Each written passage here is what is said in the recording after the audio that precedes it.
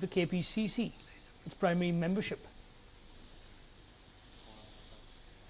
Well, for more on this, I'm joined by my colleague Akshita. Akshita, the High Court has now denied his bail petition. Can you tell us more on that?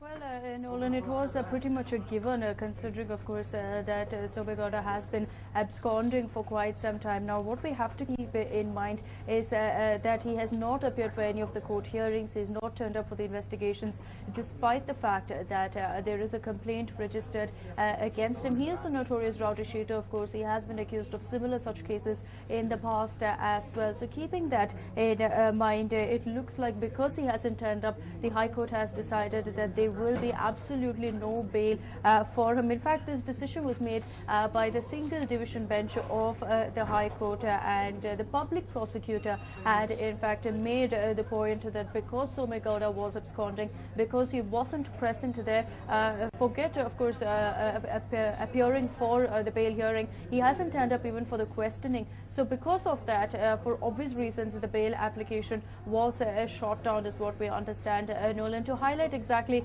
what took place, this of course took place on July 2nd. It was a very sensational case which took place in a very upscale bar, the Sky Bar in Bengaluru. And keeping that in mind, of course, besides Somashekar Gowda, also Kashapa Nawar, who is an MLA, as well as several others were accused in this case. This particular case was filed by 2 police inspectors. So keeping that in mind, this particular case also being a very, very sensational one, the fact that Somashekar Gowda hasn't turned up has turned out to be a huge, huge blow for him. It doesn't look like the High Court will provide any sort of breather for him in the near future. Nolan, he continues to be absconding. Remember, it's almost been a month since the incident took place. Several summons have been made by the court as well as the police, but the rowdy shooter has remained absconding for quite some time.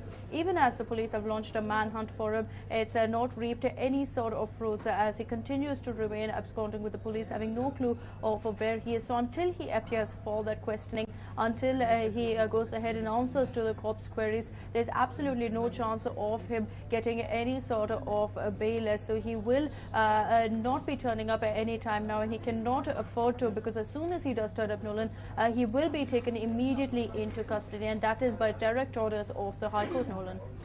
Right. Now, Akshita, do we know anything about the FSL report? When will it come regarding the CCTV footage? Well, there is no word on that as of now, Nolan. We do understand that they are working on it as of now. There's no deadline of sorts that has been given for the report to be submitted, but the court has been systematically hearing this case time and again, but they made it very clear that no one will get a bail if they do not turn up for the hearing, let alone the questioning. So considering that the public prosecutor had pulled up that particular point, it looks like they have gone ahead and decided that there is absolutely no way he will get bail, Nolan. Right, Akshita, thank you very much for all those details. Now, Yelahanka MLA S.R. Vishwanath was once accused of land grabbing. Now, he again faces allegations that he used his clout to corner the villagers' Gomala land illegally. Now, this is about 103.3 acres of Gomala land in survey number 79 of Avalahalli village in Yelahanka. And the manner in which it has been misused exposes the real face of MLA S.R. Vishwanath. Now, several residents of the village have complained to the Chief Minister's office, stating that MLA Vishwanath used his clout and misused government land. The villagers are alleging that out of the 103 acres, 20 acres of land has been misused. They are alleging that the previous BJP government in 2012 allotted 10 acres of this Gomala land to the Mythic Society to build an educational institute. They allege that this allotment was done at the behest of local MLA S.R. Vishwanath, who wrote recommendation letters. They also claim the fact that the Mythic Society Managing Committee, well, the members have RSS links, and this helped them get land from the BJP-ruled government. The complainants claim that the land was allotted despite the Revenue Secretary stating that Gomala land cannot be given to private organizations. Well, in fact, for more on this, I'm joined by my colleague Harish, who's at the spot in Yelahanka. Harish, what more can you tell us about this particular case? Well, Nolan, I'm here in Avlali village, and this is roughly around 103 acres of land in survey number 79. That is what you see behind me, this vast stretch of land, and this is where the villagers are accusing that around 20 acres of this land has been misused using the clout of MLA SR Vishwanath, who's the Elanka MLA. They are claiming that in 2011, roughly around 10 acres of land was given to Mythic Society. Mythic Society is a library and has research on old books and other related topics as well. They are claiming when Mythic Society itself has a large parcel of land on Rupatunga Road opposite to the RBI. They have not utilized that property. Instead, they have leased it out to Rashtrottana Parishad, which has given it back to other people like the Karnataka Information Commission and other government offices and private operators for rent. Why does Mythic Society need 10 more acres of land? They're also questioning on why the local MLA wrote letters, recommendation letters, asking the state government to give land to Mythic Society. Remember, several of these people who are in the managing committee of Mythic Society are said to be having links with the RSS. So the complainants are claiming that it made it that much more easier for Mythic Society to get 10 acres of land allotted here. That is one part of the story. The second is that this was done in 2011. In fact, we'll try getting back to Harish in some time. In fact, he was clearly stating that he just showed us the 103 acres around him. Out of that, 20 acres has been misused. Now, the previous government, that was run by the BJP, gave about 10 acres of land to the Mythic Society. Now, it is alleged that a few of the managing members of the Mythic Society have RSS links, and maybe, just maybe, that could have actually made it easier for them to get all this land allotted to them.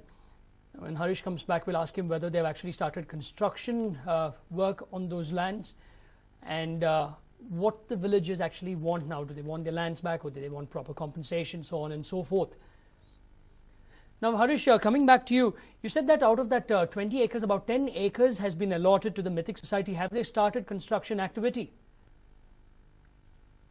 Well, that's the clause that was given out by the state government, stating that within 2 years they will have to start construction activity. But as you can clearly see in the background, there is no construction activity as such. Well, this is part of one 10-acre parcel. The second 10-acre adjacent in this land is 10 acres of land given to the Ashraya Society, or a bigger pardon, the Ashraya scheme. And this is where villagers are accusing that mass irregularities have happened, mass corruption has happened, and this is at the behest of local MLA SR Vishwanath.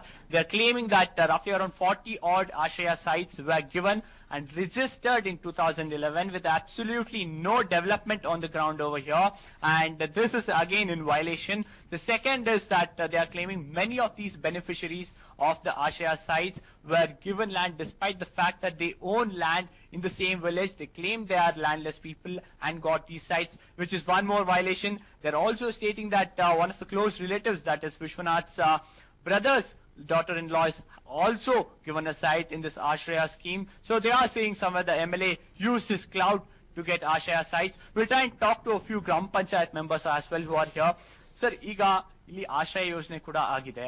ಏನೇನ್ ಲೋಪಗಳಿದೆ, ಏನೇನ್ ಭ್ರಷ್ಟಾಚಾರ ನಡೆದಿದೆ ಇಲ್ಲಿ?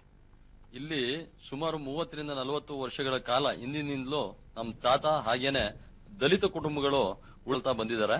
ಇವರು ಬರೀ ರಾಗಿನೇ ಆಹಾರ ಬೆಳೆಯಾಗಿ ಬೆಳ್ಕೊಂಡ್ ಬಂದಿರ್ತಾರೆ. ಇವ್ರಿಗೆ ಏನು ತಿಳಿಸ್ತೇನೆ ಕೂಡಲೇ 2011ರಲ್ಲಿ ಒಂದು ರೆಜುಲೇಷನ್ ಮಾಡ್ತಾರೆ. ನಮ್ಮ ಪಂಚಾಯತಿ ಬಾಡಿಯಲ್ಲಿ ಕೂಡ ಇಟ್ಟಿಲ್ಲ ಇದನ್ನ. ನಮ್ಮ ಗ್ರಾಮ ಪಂಚಾಯತಿ ಸದಸ್ಯರ ಗಮನಕ್ಕೂ ಕೂಡ ಬಂದಿಲ್ಲ. ಇದು ನಮಗೆ ಗೊತ್ತಿಲ್ಲದಂದ್ರೆ ಬೇರೆ ಯಾವ್ದೋ ಪೇಪರ್ ಕೆಳಗಡೆ ಸೈನ್ ಹಾಕ್ಸಿ ರೆಜುಲೇಷನ್ ಮಾಡ್ಕೊಂಡಿರ್ತಾರೆ ಇವ್ರು ಮಾಡ್ಕೊಂಡಿದ್ದು 2011 2012ರಲ್ಲಿ ಆಶ್ರಯ ನಿವೇಶನಗಳನ್ನ ರಿಜಿಸ್ಟ್ರೇಷನ್ ಮಾಡಿರ್ತಾರೆ. ಯಾವ ರೀತಿ ಮಾಡಿರ್ತಾರೆ ಅಂದ್ರೆ ಅದರಲ್ಲೂ ಅವ್ಯವಹಾರ ನಡೆದಿದೆ. 2600 ರೂಪಾಯಿಗಳನ್ನ ಒಂದು ನಿವೇಶನಕ್ಕೆ ರಿಜಿಸ್ಟ್ರೇಷನ್ ಫೀಸ್ ಅಂತ ಖರೀದಿ ಮಾಡಿದ್ದಾರೆ. ನಾವು RTI ಅಲ್ಲಿ ಹಾಕಿ ತಗೊಂಡಿದೀವಿ. 260 ರೂಪಾಯಿ ಶುಲ್ಕ ಇದೆ, ಏನು ರಿಜಿಸ್ಟ್ರೇಷನ್ ಶುಲ್ಕ ಇದೆ. ಆ 260 ರೂಪಾಯಿ ಶುಲ್ಕನ ಬಡವರಿಗೆ ಅಲ್ಲೂ ಕೂಡ 9 ಲಕ್ಷ ರೂಪಾಯಿ ವಂಚನೆ ಮಾಡಿದ್ದಾರೆ ಇವರು. ಅದರ ಜೊತೆಗೆ ಇಲ್ಲಿ ಗ್ರಾಮ ಸಭೆಯಲ್ಲಿ ಅರ್ಜಿಗಳು ಸ್ವೀಕಾರ ಆಗಿಲ್ಲ, ಹಾಗೇನೆ ಯಾವುದೇ ಗ್ರಾಮ ಪಂಚಾಯತಿ ಸದಸ್ಯರ ಒಂದು ಅನುಮೋದನೆ ಪಡೆದಿಲ್ಲ. ಇಲ್ಲಿ ಗ್ರಾಮಸ್ಥರ ಮುಖಂಡರ ಯಾವುದೇ ಒಂದು ಅನುಮೋದನೆಯನ್ನ ತಗೊಂಡಿಲ್ಲ, ಯಾರ ಗಮನಕ್ಕೂ ತಂದಿಲ್ಲ. ಮುಖ್ಯವಾಗಿ ಹೇಳ್ಬೇಕು ಅಂದ್ರೆ ಕಾನೂನು ಪ್ರಕಾರವಾಗಿ ಯಾವುದೇ ಒಂದು ಆಶ್ರಯ ಯೋಜನೆ